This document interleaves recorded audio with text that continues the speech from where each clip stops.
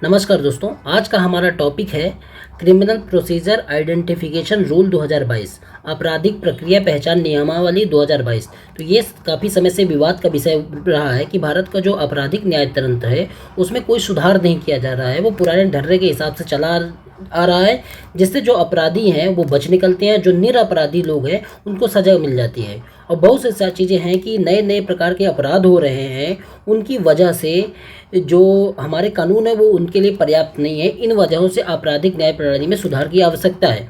तो हमारा पहला जो पॉइंट है कि जो भारत का क्रिमिनल जस्टिस सिस्टम है, जो आपराधिक न्याय तंत्र है, उसमें रिफॉर्म की आवश्यकता है। तो इस रिफॉर्म की आवश्यकता क्यों है? तो इसमें पहला जो सबसे बड़ा कारण है कि जस्टिस डिलीवरी सिस्टम को सुधारना है हमको, कि जो हमारे न्याय के कानून हैं उनमें एक अति आवश्यक संशोधन की आवश्यकता है। अगर उनमें संशोधन होगा, जो हमारे न्याय के कानून है, तो जस्टिस डिलीवरी सिस्टम मतलब कि न्याय तक लोगों की जो पहुंच होगी या न्याय जो लोग पाएंगे उनमें सुधार हो सकेगा। बहुत से लोगों को न्याय मिल ही नहीं पाता, तो जो न्याय पहुंचाने की प्रक्रिया है उसमें सुधार करना है। तो जो हमारे पास कानून है उनमें सुधार की आवश्यकता है। तो जब कानून सुधारेंगे समय के अनुसार, मतलब कि उनको कानून में सुधार करेंगे, उनको मतलब कि अगर वो इस तरीके से हैं जो आज के समय में फिट नहीं बैठते हैं, तो उन सब में अगर आज के हिसाब से या फ्यूचर के दृष्टिकोण को देखते हुए सुधार किया जाएगा, तभी जस्टिस डिलीवरी सिस्टम बेहतर होगा, लोगों को न्याय तभी मिलेगा।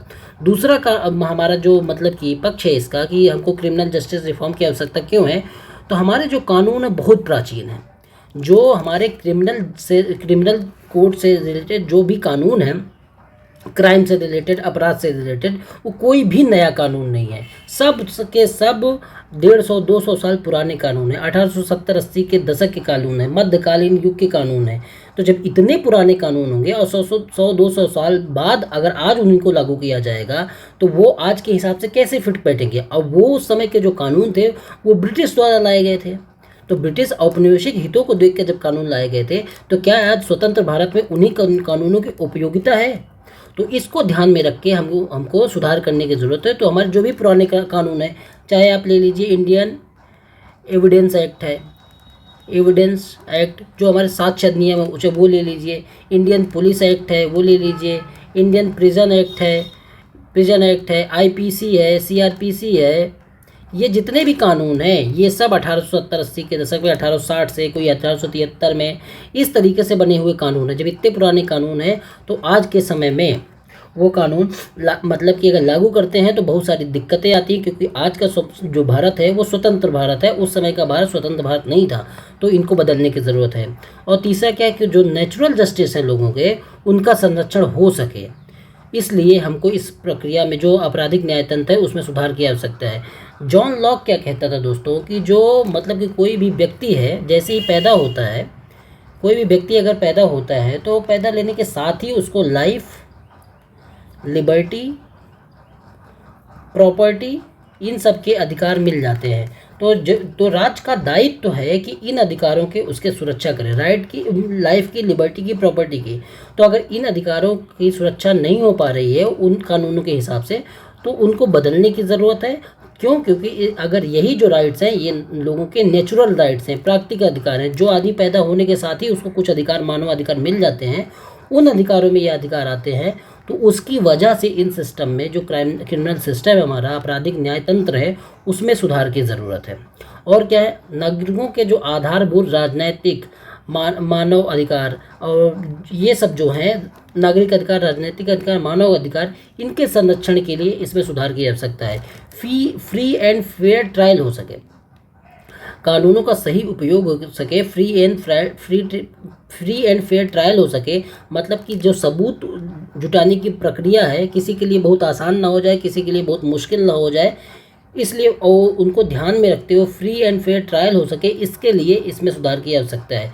ड्यू प्रोसेस ऑफ लॉ को फॉलो किया जाए, जो कानून हैं उनको फॉलो किया जाए और आज के हिसाब से फॉलो किया जाए, मतलब कि इनके बेस में कि कानून की प्रक्रिया सेकेंडरी है। मतलब आज जो है समय की ज़रूरत क्या है, समय के हिसाब से अगर कानून भी बहुत पुराने हो रहे हैं आज के हिसाब से, तो उन कानूनों को पीछे रखा जाए, मानव को बीच केंद्र में रखा जाए और उसके हिसाब से न्याय दिया जाए, उसी को ड्यू प्रोसेस ऑफ लॉ बोलते हैं। तो उसको ध्यान में रखने के लिए इसमें सुधार की ज़रूरत है।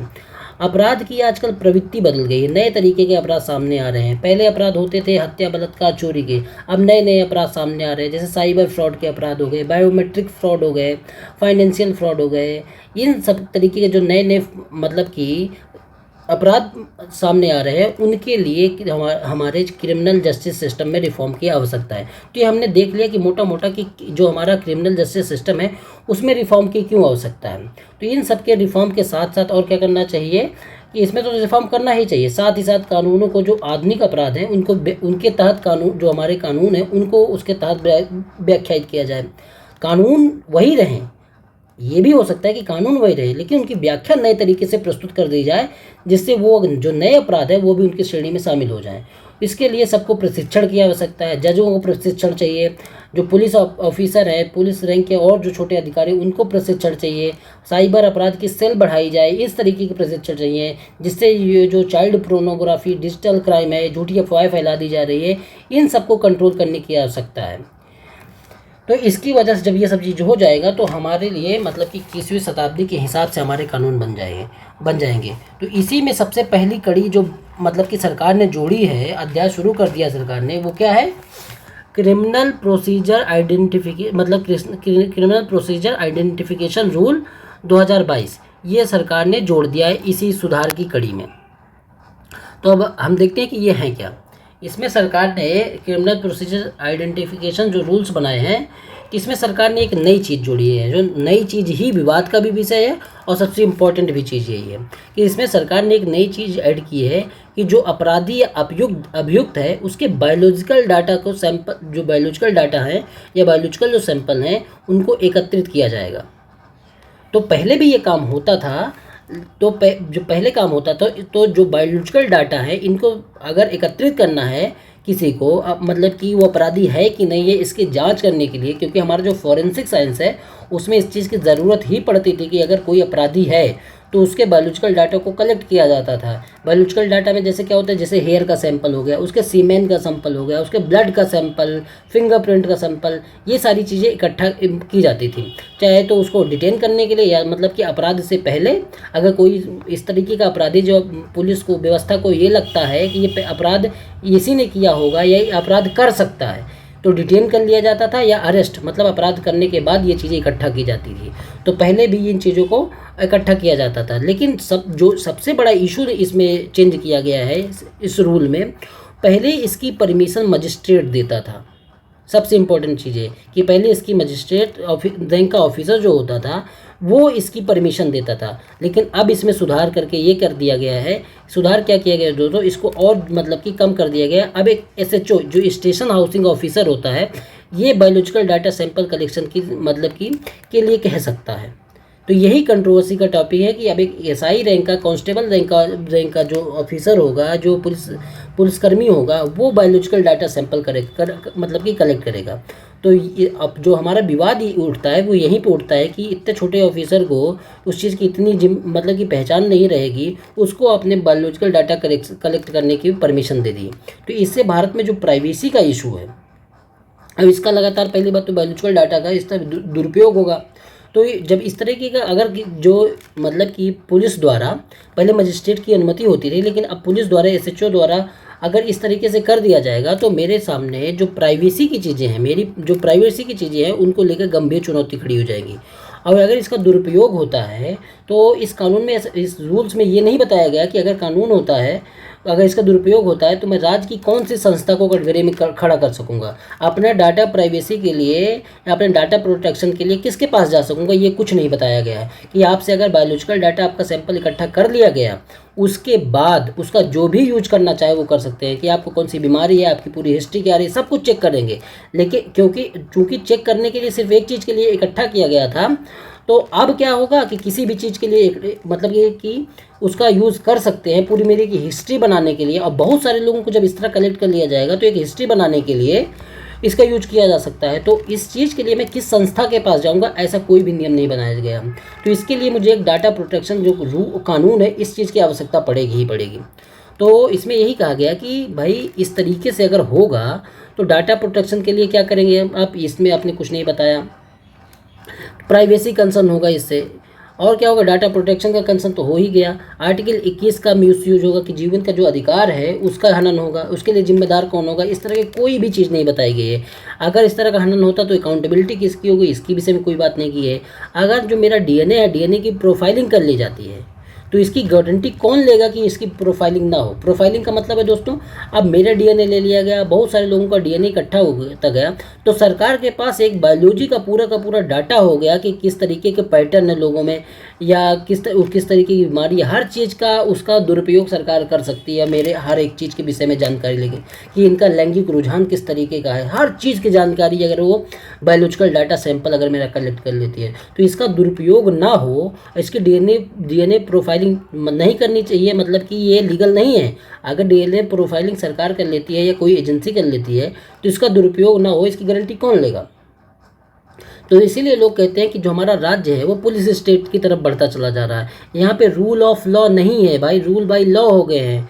मतलब कि ये जो कानून है, रूल बाय लॉ का मतलब है कि कानून की बेड़ियों में बांधने की कोशिश की जाती है। रूल बाय मेन मतलब कि कुछ लोग जो अपनी मर्जी का कानून बनाते हैं उसमें सब लोग को बांध देते हैं। कानून का शासन होने का मतलब रूल ऑफ लॉ का नहीं है। रूल ऑफ लॉ का मतलब है कि ऐसे कानून जो मतलब कि बनाए जाएं जो समाज की बेहतरी के लिए हों, ऐसा नहीं कि समाज की बेड़ियों में बांधने के लिए हों। तो इस सब की गारंटी कौन लेगा, हमारा मतलब कि ये इशू इससे निकल के आते हैं। तो हमारा जो टॉपिक है क्रिमिनल जस्टिस रिफॉर्म, उसमें ये चीज़ें होनी चाहिए कि इस जो हमारा इसके लिए एक डाटा प्रोटेक्शन कानून की ज़रूरत है जो कि आने वाला है। और आगे देखते हैं हमारे इशू क्या हैं। और जो भी डाटा सरकार एकत्रित करती है दोस्तों, उसको एक हमारी संस्था है CCTNS, इसका क्या फुल फॉर्म है, crime criminal tracking networking system, इस संस्था को दे दिए जाएंगे। और ये संस्था करती क्या है, इस संस्था से भारत के जितने भी थाने हैं सारे जुड़ते जा रहे हैं। तो इसका लाभ तो हुआ है कि अपराध कम हुए हैं, अपराधियों पर कार्रवाई बढ़ गई है, लेकिन इसका दुरुपयोग ना हो इसके विषय में कुछ बात ही नहीं की जा रही। तो कम से कम इसके लिए हमारे पास, हाँ इसका सही यूज हो ठीक है, लेकिन अगर इसका दुरुपयोग होता है तो उसके लिए हमारे पास कोई कानून नहीं है। तो इसके लिए हमको एक डाटा प्रोटेक्शन कानून की ज़रूरत होगी। तो वो आने वाला है। और एक चीज़ क्या है कि डाटा प्रोटेक्शन, अभी इसमें सरकार ने इसका दुरुपयोग कैसे करती है कि सरकार ने क्या किया है कि इसी डाटा प्रोटेक्शन कानून जो आने वाला है इसमें क्या किया है कि बहुत सारी संस्थाओं को उसमें ये कह के डाल दिया है कि भाई ये जो संस्थाएं होंगी उन संस्थाओं के द्वारा जो डाटा एकत्रित किया जाएगा उनके विषय में आपको कोई जानकारी नहीं दी जाएगी। तो इस तरीके से जो हमारा RTI का कानून है, राइट टू इन्फॉर्मेशन है, उसको भी बाईपास कर दिया जा रहा है कि जब हमारे पास उस संस्था के विषय में RTI लगा के हम कुछ जान ही नहीं सकते तो फिर आपने तो RTI को भी कमज़ोर कर दिया, प्राइवेसी को भी कमज़ोर कर दिया। तो इस तरीके के इशू हैं, ये हम डाटा प्रोटेक्शन वाला जो टॉपिक पढ़ेंगे तो उसमें डिस्कस करेंगे। तो हमने ये भी देख लिया। और देखते हैं आगे। देखिए एक और विषय है कि जब अगर हमको दीर्घकालिक रूप से लंबे समय के लिए क्रिमिनल जस्टिस सिस्टम रिफॉर्म करना है तो जो हमारा आर्टिकल 20(3) है, आर्टिकल 20(3) क्या कहता है, राइट अगेंस्ट सेल्फ इंक्रिमिनेशन, इसका मतलब खुद के विरुद्ध गवाही देने के खिलाफ अधिकार, ये है हमारे पास। तो अगर मेरा बायोलॉजिकल डाटा इकट्ठा किया जाता है तो क्या ये नहीं है कि मुझे खुद के विरुद्ध गवाही देने के अधिकार के खिलाफ है ये। तो कम से कम आप अगर इस तरीके की चीज़ें बना रहे हैं या इस तरीके के बायोलॉजिकल डाटा कलेक्शन के कानून ला रहे हैं तो प्राइवेसी भंग ना हो या मुझे मेरे खिलाफ गवाही देने के लिए जो बाध्य किया जा रहा है तो इसका तो ख्याल रखा जाए। ये मेरा मूल अधिकार है कि किसी व्यक्ति को अपने ही विरुद्ध गवाही देने के लिए बाध्य नहीं किया जाए, तो कम से कम इसकी उपयोगिता तो ध्यान रखा जाए। तो इसकी उपयोगिता का ध्यान नहीं रखा जा रहा है, ये हमारे सामने एक बड़ा इशू है। तो आप इसकी आलोचना में ये सारे पॉइंट लिख सकते हैं। तो इसमें क्या है कि क्रिमिनल जस्टिस रिफॉर्म के लिए इस आर्टिकल की उपयोगिता को और बढ़ाया जाए। और जब मेरे बायोलॉजिकल डाटा सैंपल इकट्ठे किया जाएंगे या नार्को टेस्ट के लिए ज़बरदस्ती मुझे फोर्स किया जाएगा तो वो इस आर्टिकल का उल्लंघन ही है। इसलिए इस आर्टिकल की उपयोगिता को बनाए रखा जाए अगर लंबे समय में, दीर्घकालिक समय में जो हमारे क्रिमिनल जस्टिस सिस्टम में रिफॉर्म करना है। तो जब बायोलॉजिकल डाटा इकट्ठा किए जाते हैं तो एक तरफ मुझे अपने ही विरुद्ध साक्ष्य करने के लिए बाध्य किया जाता है, इसलिए इसका कम से कम सही प्रयोग हो। और क्या चीज़ें हैं कि अगर क्रिमिनल जस्टिस सिस्टम को बेहतर करना है तो कुछ लोग कहते हैं कि इसके लिए सबसे बेहतरीन सलूशन है फास्ट ट्रैक कोर्ट। तो फास्ट ट्रैक कोर्ट उन मामलों में होनी चाहिए जैसे हम लोग वैकल्पिक विवाद समाधान तंत्र तो बनाते ही हैं कि लोक अदालत करना, आर्बिट्रेशन के लिए और चीज़ें बढ़ाना। तो उसके साथ साथ ये भी सलूशन है कि fast track court fast track court को बढ़ा दिया जाए। किन मामलों में, जैसे हेट स्पीच के मामले हैं, पोस्को के मामले हैं, वुमेन ऑफेंस के मामले हैं, टेररिज्म के मामले हैं, तो जब इन मामलों में फास्ट ट्रैक कोर्ट होगी, जल्दी जल्दी इन पे निर्णय दिए जाएंगे, तो हमारा जो क्रिमिनल जस्टिस सिस्टम है उसमें रिफॉर्म होगा। लेकिन कुछ लोग इसमें मानते हैं, ये बेहतर बनाने की कोशिश तो है, लेकिन कुछ लोग मानते हैं कि जब फास्ट ट्रैक कोर्ट के माध्यम से आप न्याय देते हैं तो मिस कैरेज ऑफ जस्टिस होने की ज़्यादा संभावना हो जाती है। वो क्यों हो जाती है? न्याय, क्योंकि इसमें केस निपटाने का दबाव होता है, ऐसे में न्याय की अवहेलना हो जाती है। न्याय की अवहेलना मतलब कि मिस कैरेज ऑफ जस्टिस हो जाती है, गलत निर्णय दिया जाता है। क्योंकि अगर जैसे जज को इस तरीके के सबूत दिए गए कि वो जल्दबाजी में या फास्ट ट्रैक के चक्कर में गलत निर्णय दे देते हैं, तो इससे मिस कैरेज ऑफ जस्टिस हो जाता है। लेकिन इसी में ये कहा गया है AR अंतले केस में कि अगर इस तरह का कोई भी मामला हो जाता है तो जो जज है वो अपने निर्णय का जुडिशियल रिव्यू कर सकता है। तो ये चीज़ें हैं। तो हमने ये देख लिया कि जो क्रिमिनल जस्टिस सिस्टम में रिफॉर्म के लिए जो अगर बायोलॉजिकल डाटा इकट्ठा किया जाता है तो वो आर्टिकल 21 का जो 20(3) है उसका कैसे उल्लंघन करता है। और अगर इसको क्रिमिनल जस्टिस रिफॉर्म को बेहतर करना है तो फास्ट ट्रैक के माध्यम से क्या किया जाता है, क्या किया जा सकता है। अब देख लेते हैं जो निवारक निरोधक कानून है, जो हमको पहले ही अरेस्ट कर लिया जाता है, उसके विषय में थोड़ी सी इनकी इन्फॉर्मेशन देख लेते हैं।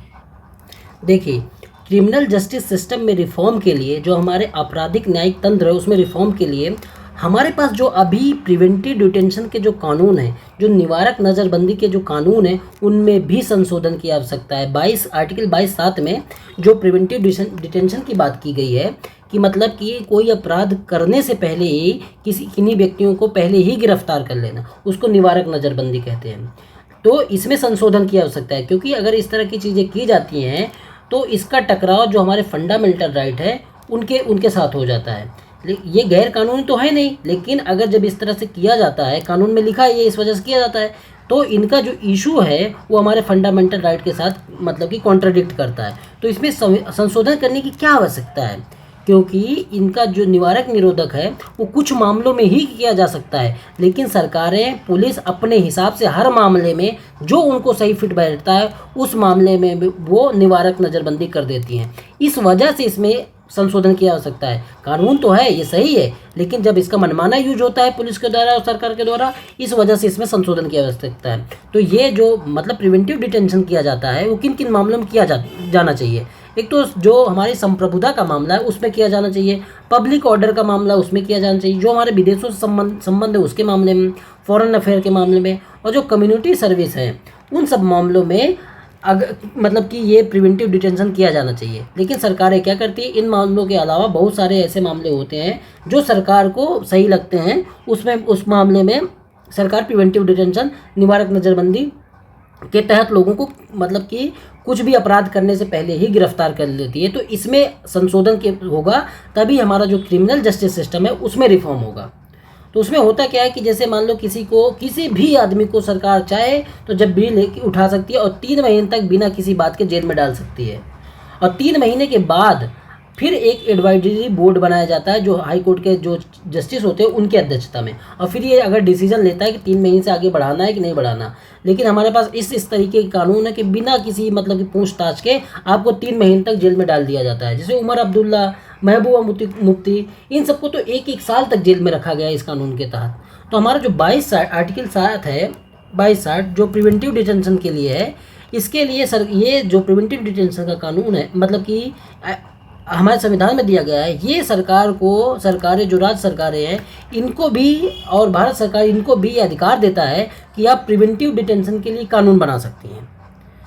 तो सरकारें क्या करती हैं, प्रिवेंटिव डिटेंशन के लिए बहुत सारे कानून बनाए, जैसे कोफे पोसा है 1974 का, राष्ट्रीय सुरक्षा कानून है, NSA है 1980 का, नारकोटिक एक्ट है 1985 का, जासूका वही नेशनल सिक्योरिटी एक्ट ये है। और हर जो स्टेट है, जैसे वो महाराष्ट्र है उसने ये यूपी मकोका बनाया, यूपी है यूपी कोका बनाया। तो ये इस तरीके के जो प्रिवेंटिव डिटेंशन के कानून हैं वो सरकारें बना सकती हैं। तो ये जब कानून बनाती हैं तो इनमें दिक्कत नहीं है, लेकिन इनके साथ जो 3 महीने तक बिना किसी मतलब की सुनवाई के 3 महीने तक आपको जेल में रखा जा सकता है। 3 महीने तक की कोई गाइडलाइंस नहीं है इसमें। तो इन सब में सुधार करने की आवश्यकता है।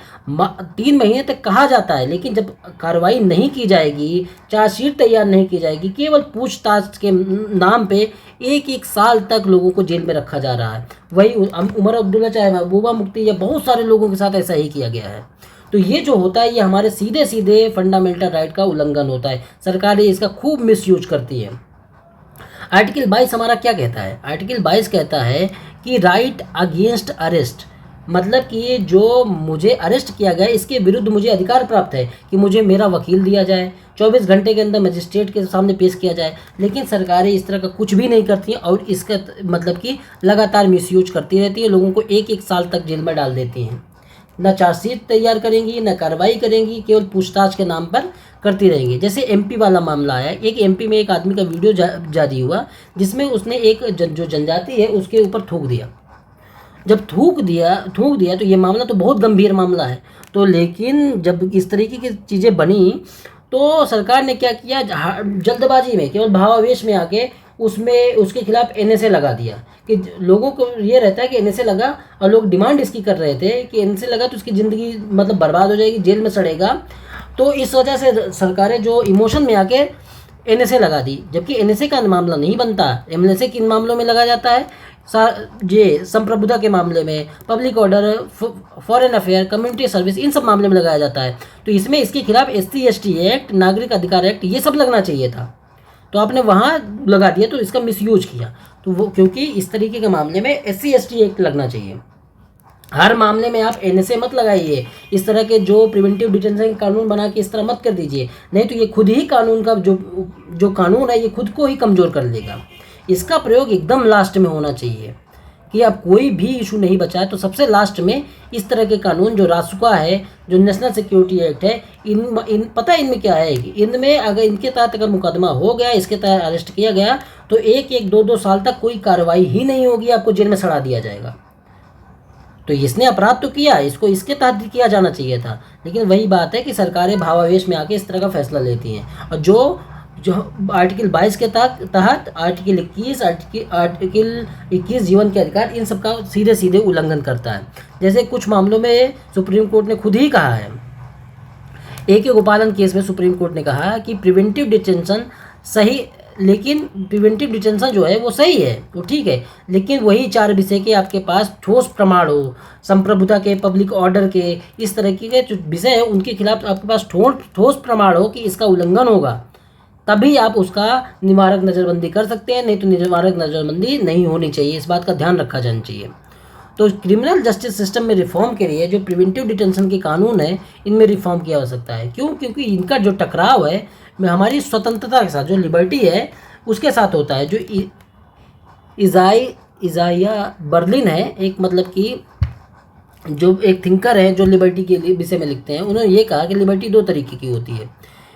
एक तो पॉजिटिव लिबर्टी, मतलब कि सरकार जो हमारे पास जो लिबर्टी है उसके खिलाफ जो अंकुश लगाती है, वो हमारी जो लिबर्टी को और बेहतर करने के लिए कुछ समय के लिए अंकुश लगाती है। जैसे मान लो कि 300 मतलब कि राष्ट्रीय आपातकाल लगाया, बाहर से युद्ध हो गया, उस दौरान अगर हम पे अंकुश लगाया जाता है हमारी लिबर्टी के खिलाफ, तो इसलिए लगाया गया कि ताकि युद्ध समाप्ति के बाद हमें जो लिबर्टी के लिए चीज़ें वो और ज़्यादा बेहतर हो सकें, इस वजह से लगाई जाती हैं। और निगेटिव का मतलब है कि राज्य इस पर स्वतंत्रता पे कोई अंकुश ही नहीं लगाता, इसको निगेटिव लिबर्टी कहते हैं। वो इन्होंने बताया कि जो जिसकी मर्जी, इससे राज्य में मतलब कि राज्य एक तो बहुत स्वतंत्रता की भी बात आएगी और बहुत ज़्यादा अराजकता भी फैल जाती है। तो जो राज्य है उसको पॉजिटिव हस्तक्षेप करते हुए राज्य का जो मतलब कि लिबर्टी में राज्य द्वारा जो पॉजिटिव लिबर्टी में हस्तक्षेप करना चाहिए।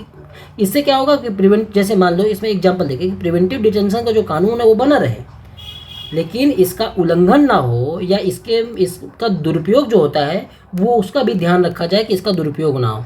तो जो प्रिवेंटिव डिटेंशन है इसका हमारा टकराव होता है लिबर्टी के साथ, हैबियस कॉर्पस के साथ टकराव होता है। बंदी प्रत्यक्षीकरण का क्या मामला है कि जब भाई मुझे कि बिना बात के अगर बंदी बना लिया गया, तो क्या जो मेरे आर्टिकल 32 के तहत जो रिट है जिसके माध्यम से मैं सुप्रीम कोर्ट डायरेक्ट जा सकता हूँ, आर्टिकल 32 के माध्यम से हैबियस कॉर्पस, मतलब कि मुझे अगर किसी ने बंदी बना लिया गया तो मुझे मतलब कि जज के सामने प्रस्तुत किया जाए और तुरंत जज के सामने प्रस्तुत किया जाए, और अगर मैं अपराधी नहीं हूँ तुरंत छोड़ा जाए। तो इसका क्या ये उल्लंघन नहीं है? तो इसका इस चीज़ के साथ टकराव होता है।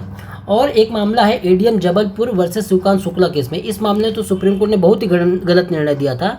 इसमें जब मतलब कि सुप्रीम कोर्ट ने कहा कि इमरजेंसी के दौरान जो व्यक्ति है उनके सबके जो फंडामेंटल राइट है वो सस्पेंड हो जाते हैं। इवन आर्टिकल 32 के तहत वो सुप्रीम कोर्ट भी नहीं जा सकता, जबकि ऐसा नहीं होना चाहिए था। सुप्रीम कोर्ट तो वो जा ही सकता है। तो सुप्रीम कोर्ट ने ये बहुत गलत निर्णय दिया था। तो इसमें ही संशोधन करके 44वें संविधान संशोधन के माध्यम से ये कहा गया कि सारे फंडामेंटल राइट आपके निरस्त हो सकते हैं, लेकिन आर्टिकल 32 आपका निरस्त नहीं हो सकता। अब तो आर्टिकल 20 और 21 भी निरस्त नहीं हो सकता। तो इसमें ये कहा गया, ये सुधार किए गए।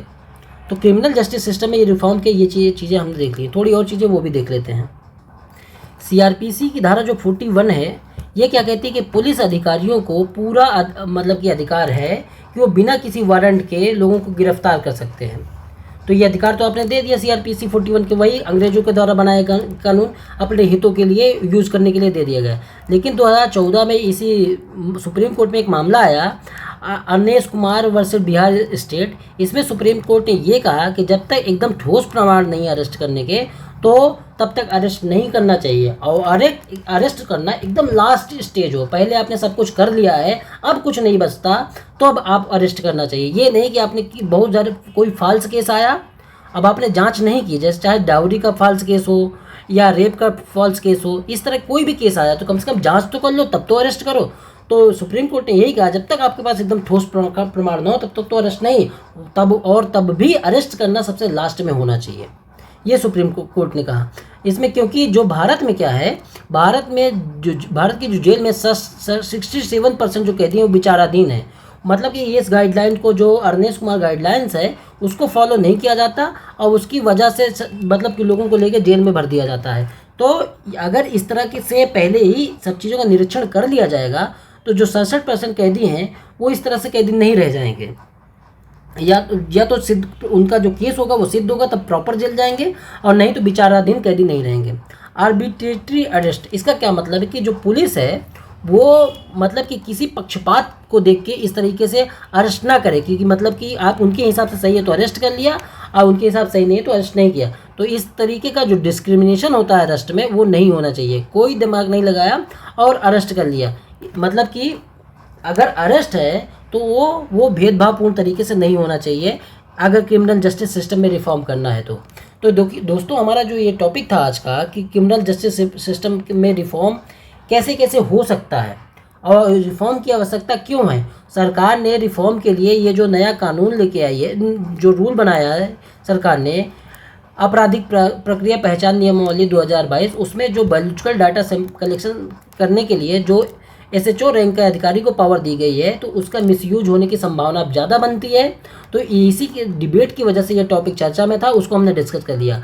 इसका सोल्यूशन यही है कि एक डाटा प्रोटेक्शन बिल या कानून आना चाहिए जिसमें इन सारे इशुओं को सॉल्व किया जाए। तो ये पीडीएफ है दोस्तों, इसमें इतनी जगह है, आप कुछ भी एक्स्ट्रा पॉइंट आता है तो आप इसमें नोट कर सकते हैं। ये टॉपिक हमारा जो क्रिमिनल जस्टिस सिस्टम में रिफॉर्म का था, ये हमारा कंप्लीट हो गया। धन्यवाद दोस्तों।